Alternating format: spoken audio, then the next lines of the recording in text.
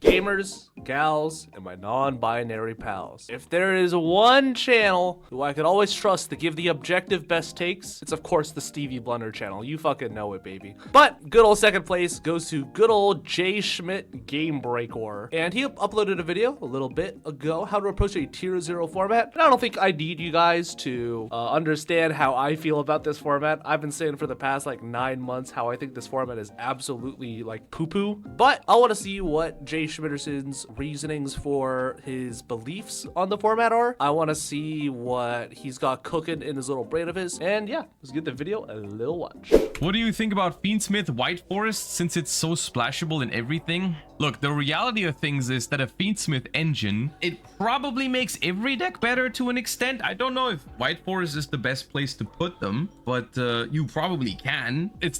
Yeah, it's like, you can play like Fiendsmith Labyrinth or Fiendsmith White Woods or like Fiendsmith like Yubel or like Fiendsmith Among Us, but like why would you do that when you can just play like Fiendsmith Snake Eye, which is like so much objectively better than everything else by like 10 country miles.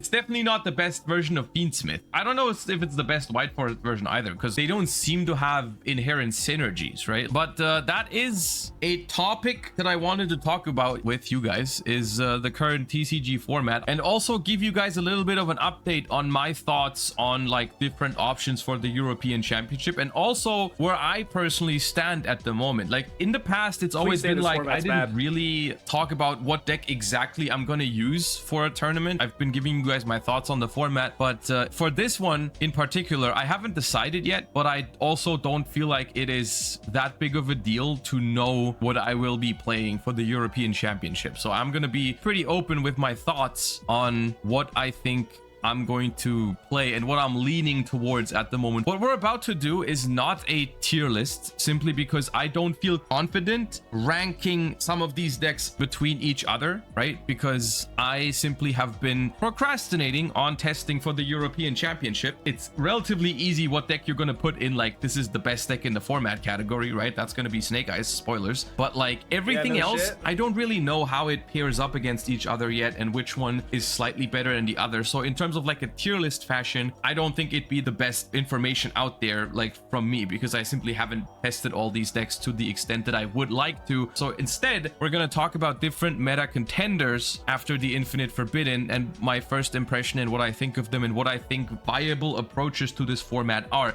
Because even like, you could talk about how, you know, like, X deck is, like, marginally better than Y deck, and, like, Y deck is so much better than Z deck. You can say, like, oh, Madolche is better than Labyrinth, or, like, Labyrinth's better than, like, Voice's Voice. But when you actually get down to looking at tournament results as a whole, in regards to, like, what deck is actually going to carry you throughout the 12 to 15 rounds of, like, Swiss and Top Cut and everything like that, you come to, like, the very uncomfortable realization that, like, there's only one deck in the format right now that is both powerful enough and consistent enough in terms of like not breaking itself to death in regards to, you know, just being an overall like god tier deck, like the strongest deck of today. And it's like Snake Eye by like a country mile, unfortunately. And it's so far and above everything else in terms of like power level and like ability to go first, ability to go second, ability to break boards, ability for follow-up, that like it's almost not even worth talking about other decks. You know what I mean? Like there's almost no point trying to like lab out Voice's voice lines, because like sure, like maybe you can have like a 1 in gazillion Voice's voice line play that sets up like an FTK board. But you know what also sets up an FTK board? Like one resolved Snake Eye Ash, one Fiendsmith combo. It's just like, what's the point?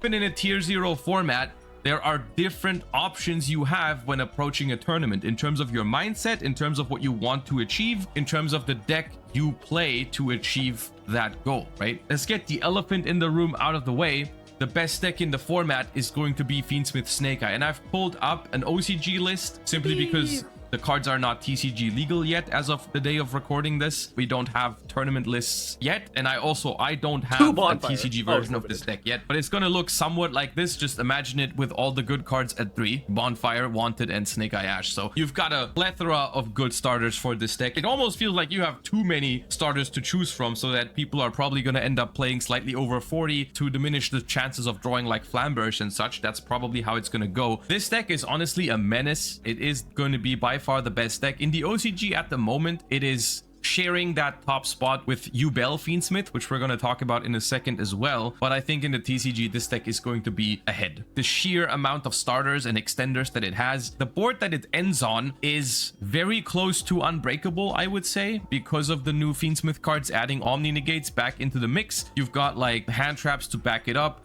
You've got really solid interruption on the board. You have the field spell that can bring out an IP Masquerena even if... This is like another thing that I have an issue with like Snake Eye is that we were very, very, very close to having a format where there was not a lot of like Omni Negates or like bullshit combo payoffs. You know what I mean? Like, when it comes to, like, bullshit combo payoffs, we're talking about, like, Barone, Borreload Savage, Appaloosa. And, like, you know, like, sure, we can handle an Appaloosa. You can, like, beat over it or whatever. But when he started adding, like, Desira into the mix as, like, this continual negate 2 cards on the board, whatever the fuck you wanted to, it just turned into, like, this super shitty, like, oh, okay, we're going back to, like, Dimion Pendulum boards where, like, Vortex, Appaloosa, like, Time Gazer, Chronograph, Continuous Trap, that, like, pop shit. It's just, like, we're just having every sort of interaction now, huh? Like, that's our deal. And it's just like very frustrating to like try and play lower power decks and just be faced with like, stop right there, citizen. You should not be normal summoning a fucking Mimighoul Master. If you get like Dark Ruler or something, you've got a Promethean Princess in the graveyard. You've got the option just to like access Floodgates with Beatrice after siding. It's not a great time to be playing board breakers against this deck, but it's also not a great time to be playing hand traps against this deck because guess what? This deck has infinite ways to play through hand traps. This is one reason why I think Necroquip Princess is probably gonna make the cut. Imagine a sequence of like normal summon Snake Eye Ash, activate Imperm, use Diabellstar, and then the Diabellstar gets Veilered or Impermed as well, right? And then you have those two bodies. Those two bodies don't turn into anything crazy if you don't play Necroquip Princess. But if you do play Necroquip Princess, you can basically translate that into the full Fiendsmith combo, right? For that reason, I think the Necroquip Princess is going to be a staple card in Snake Eyes. It's so good that people are literally cutting like the Raging Phoenix Zealantis combo just so that they can play like the Necroquip package. Like, it's so incredibly broken what this deck is able to do. It also draws you a card. Why does it draw you a card? But Josh is right in the sense where like it's not like board breakers are good because everyone's playing a bunch of hand traps, but it's not exactly like hand traps are good either because some decks like exactly Snake Eye or like Fiendsmith Yubel to a slightly lesser extent are able to play through like 2 and 3 hand traps like it's nobody's business.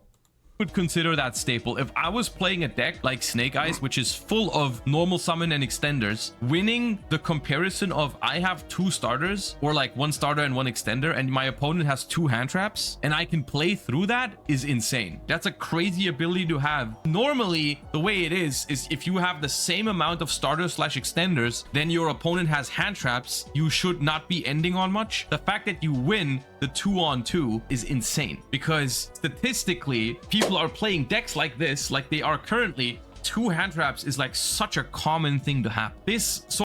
Every deck right now is designed to open like normal summon plus 2 hand traps. Like this deck is playing 20 hand traps. And the fact that sometimes 2 hand traps is just not enough, depending on the hands that people open, as well as like how pushed the Fiendsmith engine is, it's just like, what's the point? Like, why are we doing this to ourselves? Like, this is ridiculous.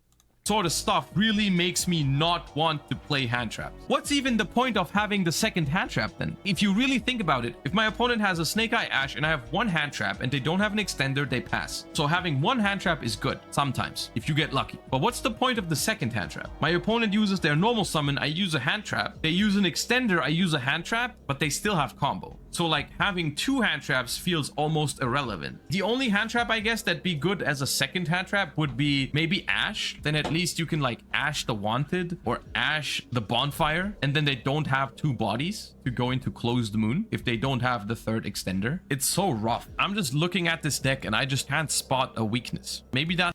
Yeah, like the thing about like Snake Eye is like Snake Eye Fiendsmith is that it doesn't have a like weakness that's not just like, oh, here's like the super sacky Floodgate card that only very specific decks can play and should probably be banned in the form of like D-Shifter or like die fire or some shit like that. It's like there's literally nothing you can fucking do about it. It's just like, oh, congratulations, like I want to fucking kill myself. Additionally, like Josh is right in the sense of like why are people playing hand traps? But when looking at like Tenpai lists, you're either playing like the most uninteractive, silly board breaker combo card hand traps of all time, where you're just like maining shifter because you have to now, or you're maining like 50 hand traps in the form of like droll, like 2 droll, 2 Nibiru, 3 imperm, like 1 tactics, 1 thrust, or you're like this motherfucker and you're just like, yeah, fuck it, triple dark hole, triple Raigeki, triple droplet, triple cosmic cyclone, like fuck it, bro, we're balling out of control. I don't want to play a 60 card format where I get fucking like FTK'd on like turn 2 because of like a supporter combo. My reaction when I get hand looped for like 4. That's just me being unimaginative or not being able to figure it out yet. I'm trying to think of what I could do to beat this deck going second, and I just can't think of a consistent answer. It doesn't look like 2 hand traps does consistently do it, because that was the plan at German Nationals for me, for example. I was playing Melodious, and my plan was, if I go second, I think 2 hand traps relatively consistently stop the Snake Eye deck. Obviously not every time, like sometimes they have Ash, Bonfire, and Witch, and then you can't stop them. But like before Infinite Forbidden, if you drew Imperm Veiler, that was usually fine. And now with Necroquip Princess, it simply isn't possible anymore. It's just literally impossible for 2 hand traps to be the thing that get you there anymore. When I was like talking about theory crafting with Jesse and like the squad when we were like playtesting for nets, the main theory was that like the only time 2 hand traps is ever gonna be enough is if one of the hand traps is a high impact hand trap. So think of something like Droll or Shifter, which honestly is like the one card that does stop this deck. Like Droll, Shifter, Nibiru, and it's just like, yeah, like sure, it'll get you there, but you better hope to God your opponent doesn't have like 2 hand traps for your plays and then you die on the follow-up. It's just a very shitty format overall. Like I don't know what to say. Like who would have guessed that Snake Eye, good deck?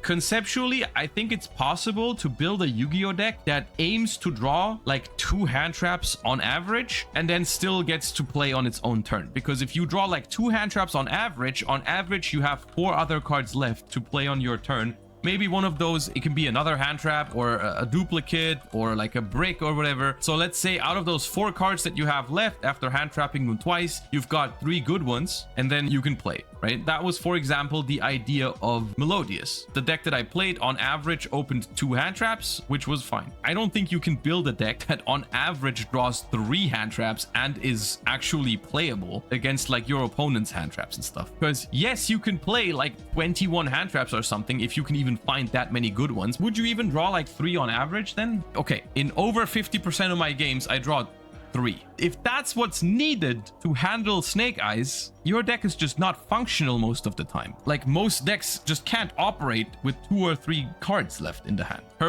Like that's a very, very strong point in the sense where, like, sure, games 2 and 3, you are able to, you know, like theoretically, if you're like Tenpai or like Snake Eye or whatever, you can side into like 21, 23, 25, maybe even like 27 hand traps if you really, really want to. The problem is that even if you open 3 to 4 hand traps on your turn, you better pray to fucking God that your opponent doesn't have a single hand trap in their hand for your fucking Pydra, you know what I'm saying? Like, you better hope to sweet baby Jesus a one single solitary Snake Eye Ash is not getting fucking interrupted at all. You know what I mean?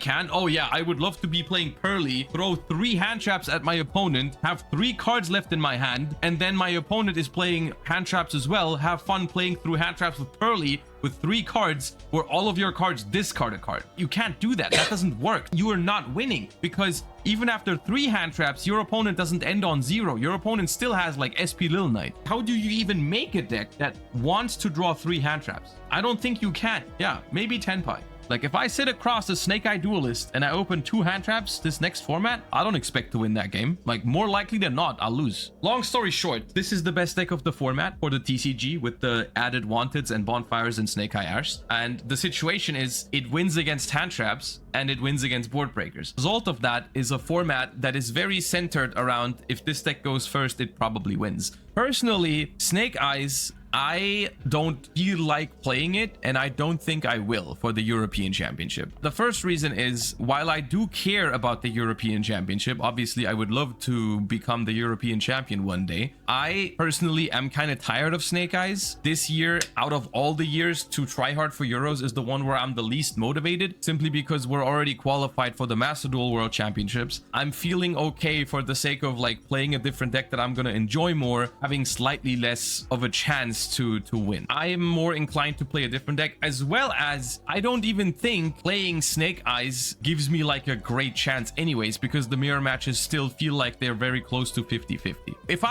One of the big issues that I've talked about regarding this format is how people feel very unmotivated to play because Snake Eye is such a boring fucking deck to play. You know what I mean? People have been playing this deck for like 9 months, ever since like the Fire King structure deck, and to an extent like Phantom Nightmare. It's just so repetitive in what it does. It's just so linear in like how it goes about like hitting its combo points, and like just overall, like most people get very bored after playing a deck for like 2 to 3 months, much less, you know, spending 6, 7, 8, 9 months if you're a pro player, like grinding out 50 Snake Eye mirrors like back to back to back to back to back. I have no idea how my testing circles stayed sane in regards to playing Snake Eye mirrors. Like Jesse, Josh, like K-pop, Soiko, and John were actually on like the strongest amphetamines known to man. They would grind Snake Eye matches like any fucking minute they could. Jesse would wake up and play with Josh, then he would like go to work, and then he would like come back, play more Snake Eye mirrors, and then we would meet up in person. And I'd be like, hey, what have you guys been up to? Like Josh and Jesse are just like playing Snake Eye mirrors. I'm like, holy shit, get a hobby, bro. I don't know, want to play basketball later? Like shit, man. Like you could say that Yubel is like a fun deck, or like Yubel is a cool deck where like you hit the gritty and you activate fucking Dark Beckoning Beast, and then you realize that like Dark Beckoning Beast is literally just Snake Eye Ash, and then it's just like Dark Beckoning Beast, add Chaos Core, and then you go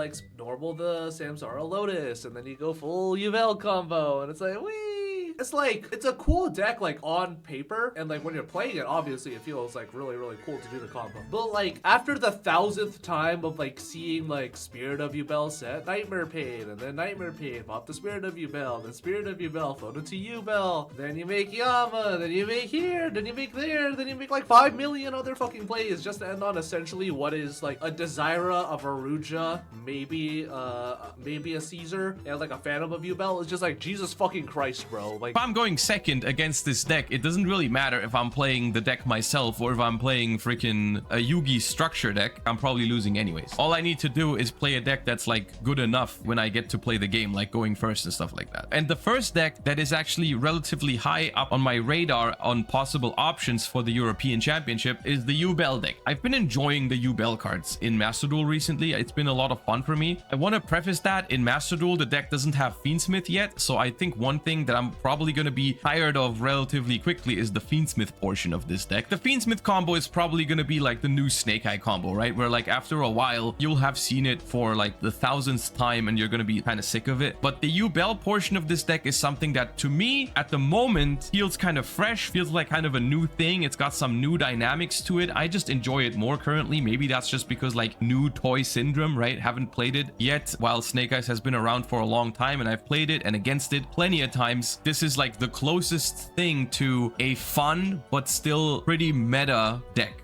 option, right? Like, we get it. You've made Snake Eye 2.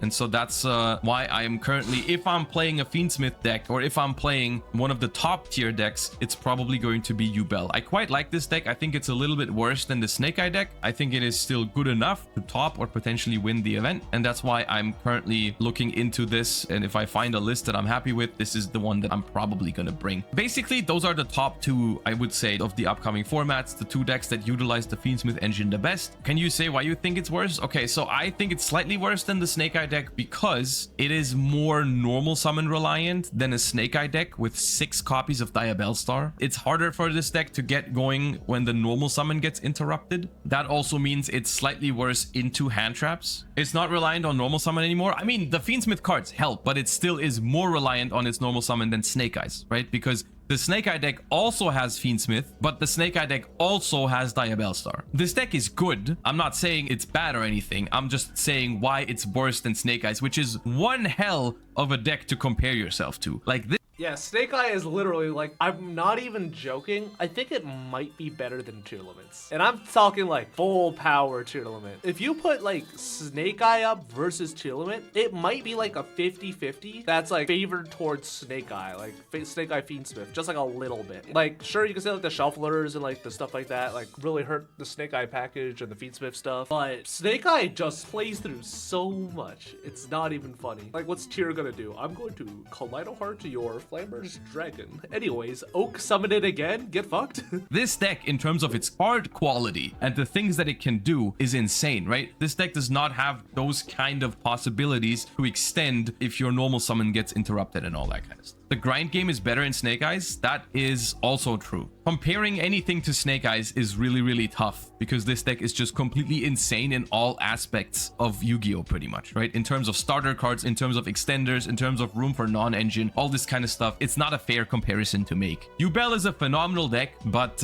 it's not better than Snake Eyes. For me, it remains an option because yes, it's slightly worse. It's got some advantages in the sense that I think people are going to be preparing their decks more towards Snake Eyes. People are going to test more against Snake Eyes, and people might be inexperienced against Yubel. All things considered, I'd say Snake Eyes is the better deck. This one for me personally looks more fun though, and that in the situation that I'm in, being tired of Snake Eyes and all that kind of stuff is worth looking into for me. And then the other one that I want to mention is Tenpai. This is like the third one in this discussion that could be considered a top tier deck. I do think Tenpai is strong. Tenpai can play Shifter. Besides the Trident Dragon, this deck is definitely the most budget option. I'm not a huge fan of Tenpai, but that doesn't mean it's not a good deck, especially Tenpai is so fucking scam, dude. I say this a lot, that like how a deck is scam. A scam deck is a deck where it's like there's almost no skill involved, but you are able to just cheese out wins just because your card quality is so high and does so much in relation to other cards. Like one Pydra, one Chundra, one Dora Drago, one Ghidorah is able to basically just like FTK your opponent out of fucking nowhere. Like Tenpai is the one deck where it's like you 5 hand trap your opponent and your opponent's just like, oh haha, he has 1 card left over, and then you go battle phase, activate Kaiman, and then they're like, uh-oh. Especially in the TCG where we still have 3 copies of the field spell, we basically have full power Tenpai. In the OCG, when the field spell was still at 3, I think Tenpai was actually doing really well. We also have 3 shifters, so I think Tenpai is worth looking into if you want to play a meta deck, but you are on somewhat of a budget. And now I want to talk about some other more rogue-ish options. In terms of dimension shifter decks, obviously Tenpai can play it, but I think Ritual Beast is worth an honorable mention. Other than being able to play Shifter, I personally don't think the Ritual Beast does anything exceptionally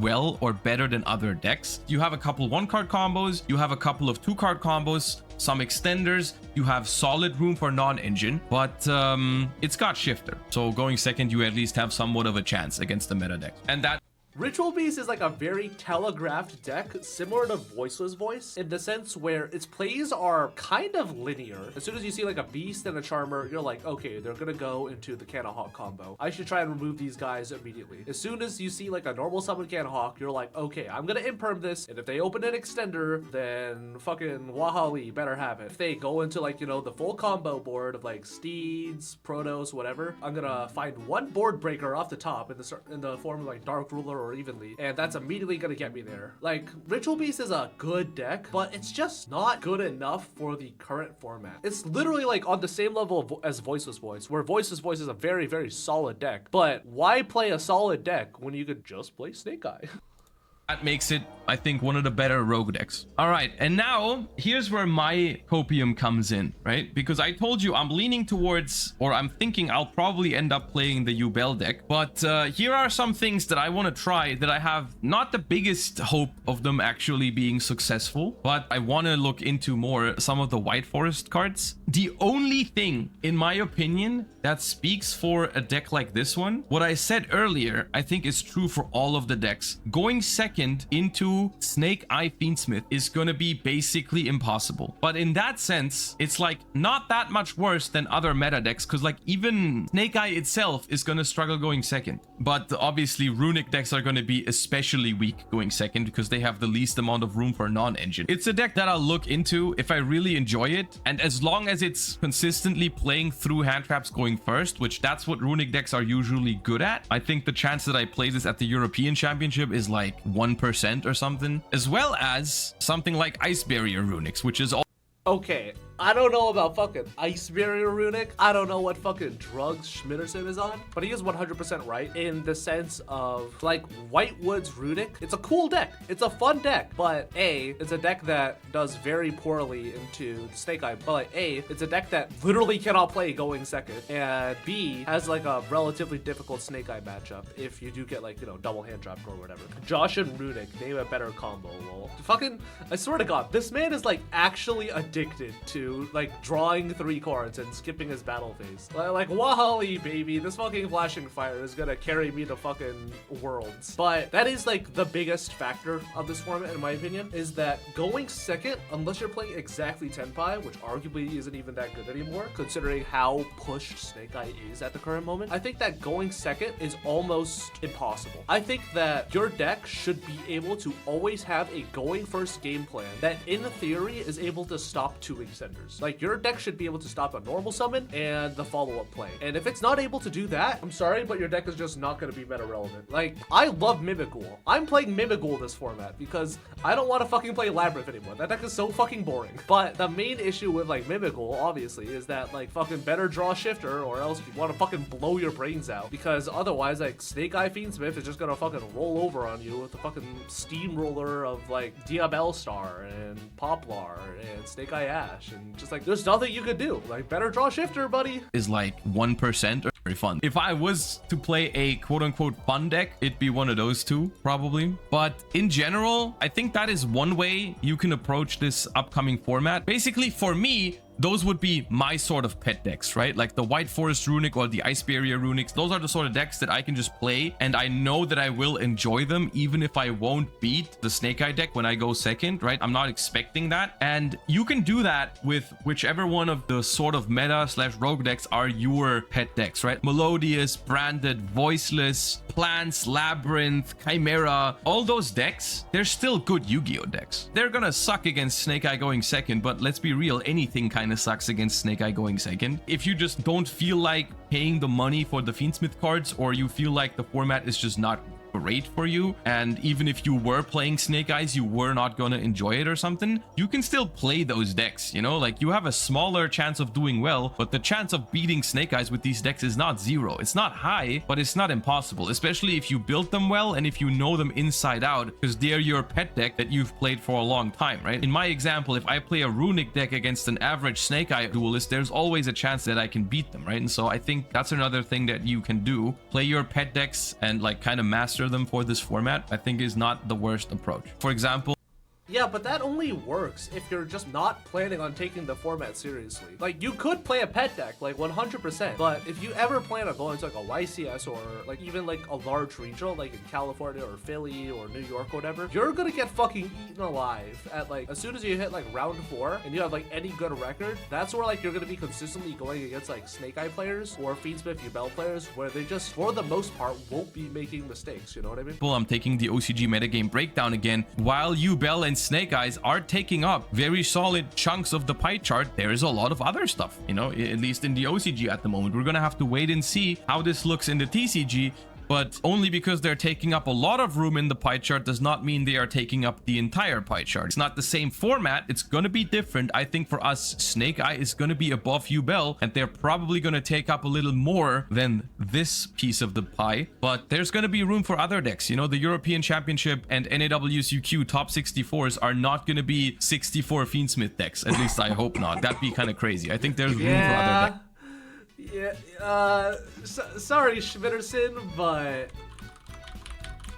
I don't know how to tell you this, but I think all of top 16 outside of exactly like one guy, which is Santoli on fucking Tenpai Scammerino, ended up, you know, like what do you want me to say about this format, bro? Like, wow, Fiendsmith good. And like, shout outs to the one Runic Labyrinth player. Like, my fucking go. Why did they set up every Fiendsmith player against each other? And then they're like, yeah, the only two rogue decks, let's put them against each other. Fuck it, why not? Coming Fiendsmith Snake Eye format. To have some positive words to end the discussion, I hope that the ban list in August is gonna hit Snake Eyes hard. I don't expect it to hit Yubel / Fiendsmith super hard, because I do think obviously Fiendsmith is going to be an expensive card, already is an expensive card, and I don't think it's going to get hit on the ban list 1 month after its release. Maybe they will hit some stuff surrounding Fiendsmith like Beatrice or Caesar or Appaloosa, which the Yubel deck doesn't even play. Those kind of things I could imagine getting a hit, but the Fiendsmith deck directly I don't think it's going to get hit. I think the Fiendsmith engine is going to be strong. But the Snake Eye deck has definitely, I feel like, been around for long enough that we can expect a severe hit to it. And so maybe that's going to make the format better. Because like I said, I think the Yubel deck, while it's really powerful, has its weaknesses and is not as toxic as the Snake Eye deck. And maybe I'm just saying that because it's new. I definitely want to see the Snake Eye deck being hit. But for now, these are the approaches that I would suggest for you to use, depending on where you are. You know, if you just want to try hard as much as you can, if you want to be the European champion or the NAWCQ champion, and you really care, then you should probably just master Fiendsmith Snake Eyes. If you are not willing to play Snake Eyes, those are the other options, I think. For me personally, it's going to be